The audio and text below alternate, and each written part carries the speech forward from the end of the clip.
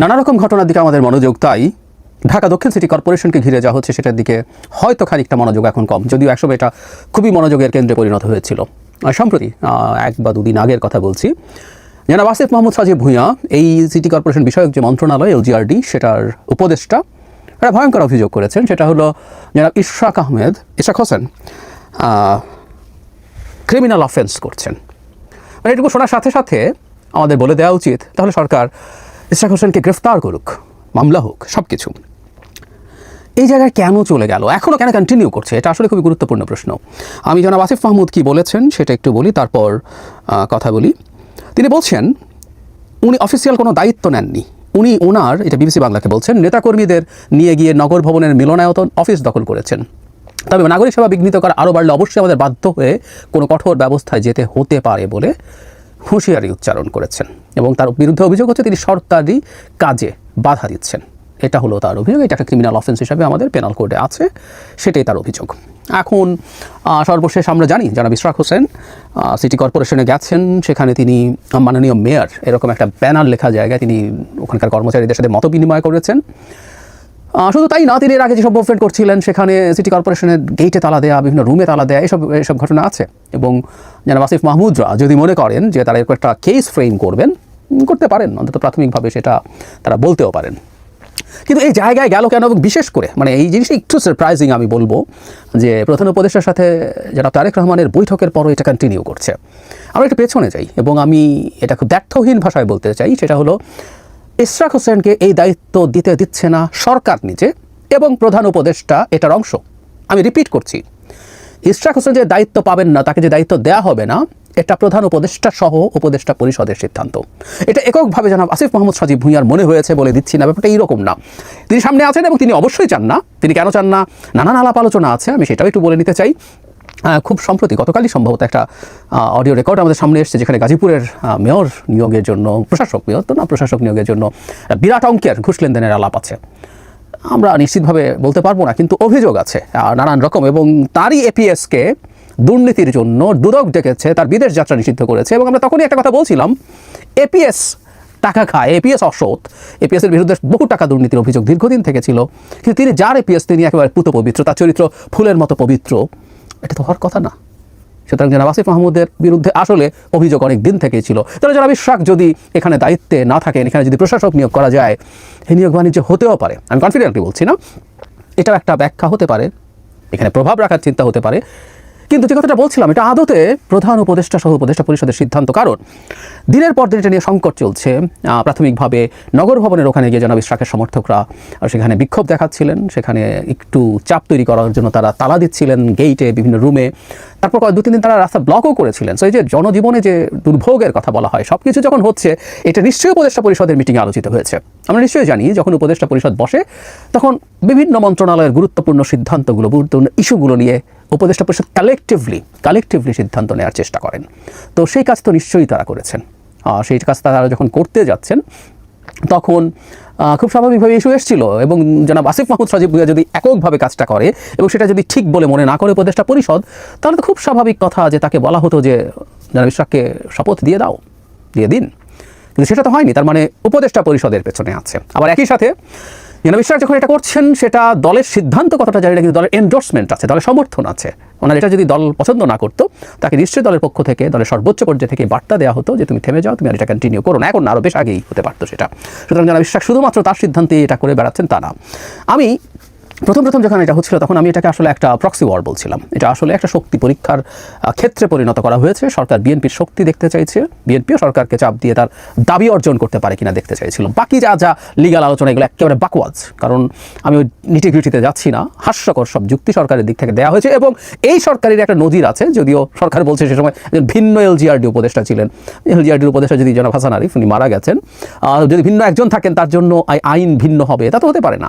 এবং তিনি যখন দিয়েছেন তার এই সিদ্ধান্তটাকে এই সরকার আপহোল্ড করা উচিত। অথবা আমি আবারও বলছি, যদি এটা বৈধ হয়ে থাকে তাহলে চিটাগংয়ের মেয়রের শপথ দেওয়াটাও অবৈধ এবং তাকেও যে কোনো সময় টার্মিনেট করা যায়। আমরা জানি সরকারের এক্সিকিউটিভ পাওয়ার আছে। তাহলে ওটা যদি ভুল সিদ্ধান্ত হয়, এখনই চিটাগং মেয়রের পদ থেকে জনাব শাহাদাতকে সরিয়ে দেওয়া উচিত। তাদের পাপের এবং ভুলের প্রায়শ্চিত্ত করা উচিত। করবেন না কেন তারা, যদি জনাব হাসান আরিফ ভুল করে থাকেন? আর যদি হাসান আরিফ ঠিক করে থাকেন, তাহলে জনাব ইশরাককে কেন শপথ দেওয়া হবে না? সর্বশেষ এমনকি যখন উচ্চ আদালত সর্বশেষ জানিয়ে দিল যে এই ক্ষেত্রে নির্বাচন কমিশনেরই সিদ্ধান্ত যেটা ছিল সেটাই একের সম্পূর্ণভাবে তারপরও শপথ দেওয়া হয়নি। আসলে অপেক্ষা করা হচ্ছিল এই যে সিটি কর্পোরেশনের মেয়রের মেয়াদ সেটা পার হওয়ার জন্য। সেটা যখন পার হয়েছে তখন কিন্তু জনাব আসিফ মাহমুদ বলছেন এখন আর কোনো সুযোগই নাই, কারণ এর মেয়াদই পার হয়ে গেছে। তাহলে এপ্রিলে যখন জনাব ইশরাক হোসেনকে শপথ দেওয়ার জন্য ট্রাইব্যুনাল বলেছে, ট্রাইব্যুনাল যখন প্রথম তাকে মেয়র বলছেন, নির্বাচন কমিশন যখন তার গেজেট প্রকাশ করেছে তখনও শপথ না দেওয়া হয়ে মামলা হয়েছিল। আমরা জানি এখন হাসিনার মতো কাউ জিজ্ঞেস করলে বলবে যে কোনো সংক্ষুব্ধ নাগরিক তো মামলা করতে পারেন। আমরা এটাও জানি হাসিনার সময় এরকম কিছু মামলা করানো হতো তাদের ডিজায়ার ফুলফিল করার জন্য। সেই মামলাগুলো করানো হয়েছে আসলে এটাকে টেনে টেনে টেনে টেনে এই মেয়াদটা শেষ করার জন্য। খুব ভালোভাবে বুঝি। সুতরাং এই শয়তানিটাও সরকারের দিক থেকে হয়েছে, উপদেষ্টা সহ পুরো সরকারের মধ্যে ইনভলভ ছিলেন এবং শেষ পর্যন্ত এটা করেনি। এবং বিএনপিও তার জায়গা থেকে চাপ দিয়ে গেছে এবং এটা সত্য ওই সময় সরকারের সাথে বিএনপির এক ধরনের টেনশন গ্রো করছিল। কিন্তু যেটা সারপ্রাইজিং হয়তো সেটা হচ্ছে প্রধান উপদেষ্টার সাথে বৈঠকের পর জনাব তারেক রহমানের ধারণা করা যাচ্ছিল যে এই টেনশনটা ডিএসকালেট করবে, কিন্তু করেনি, বরং সেটা আক্রমণাত্মক দিকে যাচ্ছে বেশ খানিকটা। এটা বলা যায় জনাব আসিফ মাহমুদ জনাব ইশরাককে হুমকি টুমকি দিচ্ছেন। উনি যদি মনে করেন সরকার যদি কেউ ক্রিমিনাল অফেন্স করছে বলে মনে করেন তাহলে আসলে কথাটা তার কিছু নাই। ওই সরকার কেন বক্তব্য দিবে? স্ট্রেট অ্যাওয়ে আমরা সরকারকে এফেক্টিভ দেখতে চাই। জনাব ইশরাককে গ্রেফতার করুন, উনি সরকারি কাজে বাধা দিচ্ছে, উনি ঝামেলা করছেন, তার বিরুদ্ধে মামলা দিন, তার বিরুদ্ধে বিচার শুরু করুন, তাকে গ্রেফতার করুন। You should do that.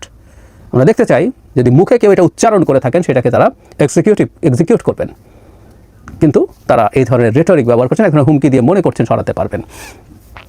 জনাব ইশরাক যেভাবে মেয়র লিখে তিনি বসেছেন এটুকু পর্যন্ত তার যাওয়া ঠিক হয়েছে কিনা এই সমালোচনা করছেন অনেকে। এই সমালোচনা করা যায়, কিন্তু আমি অন্তত এই পুরো সিনারিওটাতে একটা জিনিস দেখছি, বিএনপি কিন্তু অ্যাক্ট করছে না, বিএনপি রিয়্যাক্ট করছে। প্রত্যেকটা জিনিস, এই যে প্রথম থেকে শপথ দেওয়া হলো না, এরপর যা যা করা হয়েছে প্রত্যেকটা যখন বিএনপি দেখছে, বিএনপি না বলে আমরা আসলে এভাবে বলবো, জনাব ইশরাক এবং তার সমর্থকরা, এবং অবশ্যই আবারও বলছি বিএনপির এন্ডোর্সমেন্ট আছে, যে প্রত্যেকটা ক্ষেত্রে যখন দেখা গেছে যে সরকার আসলে একটার পর একটা ব্যারিয়ার তৈরি করছে জনাব ইশরাককে শপথ না দেওয়ার জন্য, তখন খুব স্বাভাবিকভাবেই বিএনপি পাল্টা রিয়াকশান করে তার মাঠের শক্তি, তার মাঠে তার চাপ দেওয়ার সক্ষমতা শো করতে চেয়েছেন। এবং এই চাপের মুখে আরও কারণ ছিল, এর মধ্যে চাপের মুখে প্রধান উপদেষ্টা অভিমান করেছিলেন তিনি পদত্যাগ করবেন, মনে আছে আমাদের নিশ্চয়ই। বিএনপি দুদিন, মানে বিএনপির শাখের লোকজন 2-3 দিন রাস্তা ব্লক করেছেন, তাতেই একজন উপদেষ্টা এতটাই ক্ষোভ দেখালেন ক্যামেরার সামনে, অথচ তাদের ভাষ্যমতেই প্রায় 200 এরকম দাবি দেওয়া এবং রোড ব্লকেটের ঘটনা ঘটেছে। যদি তাই ঘটে থাকে, হঠাৎই 3 দিনে বিএনপির উপরে ক্ষোভ, আমরা বুঝতে পারি কারণটা কি। তো ওই টেনশনের সময়টা পার হয়েছে, যে বৈঠক হলো তারপর অনেকটাই ডিএসকালেটেড হয়েছে বলে আমাদের মনে হচ্ছিল, দুপক্ষই সাদা পতাকা উড়িয়েছেন, কিন্তু না, আবার এক ধরনের আক্রমণাত্মক অ্যাটিটিউড আমরা দেখছি। এবং আমি মনে করি যেটা জনাব ইশরাক যে অভিযোগ করেছেন, জনাব আসিফ মাহমুদ শপথ ভঙ্গের মতো কাজ করেছেন, যেহেতু তিনি প্রাথমিকভাবে দায়িত্বপ্রাপ্ত। আমরা সরকারের আগে এই উপদেষ্টাকেই বলবো, তিনি অনুরাগ বিরাগের বশবর্তী না হয়ে কাজ করার জন্য শপথ নিয়েছিলেন, কিন্তু তিনি বিরাগের বশবর্তী হয়ে জনাব ইশরাকের বিরুদ্ধে অবস্থান নিয়েছেন, এটা মনে করা যথেষ্টের বেশি যৌক্তিক কারণ আছে। এবং এই ব্যাপারে বিএনপিও যে খুব সিরিয়াস, আর একটা প্রমাণ হলো জনাব তারেক রহমান যেদিন 31 ডিসেম্বরের মধ্যে নির্বাচন হতে হবে খুব টাফ ভাষায় বলেছিলেন, সেদিন জনাব ইশরাকও একটা আলোচনার মধ্যে তার বক্তব্যের মধ্যে এনেছিলেন, এবং ওনার বিরক্তি আমরা খেয়াল করেছি, হুইচ ইজ লজিক্যাল, যে সরকারের দিক থেকে এই ধরনের আচরণ করা। কিন্তু এখনও এটা কন্টিনিউ করছে। আমি সরকার কেন এটা মনে করছে যে তারা এখনও বিএনপির সাথে এই ধরনের একটা অবস্থান বজায় রাখবে, নাকি এটা নেহায়েতই একজন প্রশাসক নিয়োগ করা জনিত উপার্জন অথবা অন্য কোনো স্বার্থের কারণে, সেটা দেখা দরকার আছে। আর বিএনপি আমার মনে হয় এখান থেকে খুব বেশি সরেও আসবে না। আমি ব্যক্তিগতভাবে মনে করি বিএনপি মাঠে তার অবস্থান কোনো না কোনো ফর্মে রাখার চেষ্টা করবে। ফেব্রুয়ারিতে নির্বাচনের একটা প্রাথমিক ঐক্যমত্য হলেও দেয়ার আর মেনি প্লেয়ার্স, পেছনে পেছনে খেলছেন মানুষ আছে, সরকারের ভেতরে আছে, বাইরে আছে, সো কোনো না কোনো ফর্মে বিএনপি মাঠে থাকার চিন্তা করবে। সেটা এখন এই জনাব ইশরাক ইস্যুতে থাকার চিন্তা করতে পারে, ভবিষ্যতে তার খুব ব্লকেট টাইপের কিছু না, কিন্তু মিছিল সমাবেশ এগুলো সম্ভবত সে কন্টিনিউ করবে, যদিও সামনের সময়টা আবহাওয়ার দিক থেকে খুব ভালো না, ঝড় বৃষ্টি চলবে। এটা পেরিয়ে যাওয়ার পরও বিএনপি আমার মনে তার মাঠের অবস্থান সরাবে না। এবং সরকার যদি এটার একটা ভিন্ন কোনো ধরনের সুরাহা না করে, বিশেষ করে তার টেনেও শেষ হয়ে গেছে এটা বলে আর শপথ দেওয়া যাবে না, আমার মনে হয় না বিদ্যমান পরিস্থিতিতে এটা একটা সমাধানের পথ হতে পারে। দুই পক্ষই এখন তাদের মধ্যে আলোচনা করতে হবে, এবং আলোচনার মাধ্যমে যারা ইশরাককে কোনো না কোনোভাবে সিটি কর্পোরেশনে কি করা যেতে পারে সেটা আলোচনার মাধ্যমে ঠিক করে তারা একটা সমাধান করতে হবে।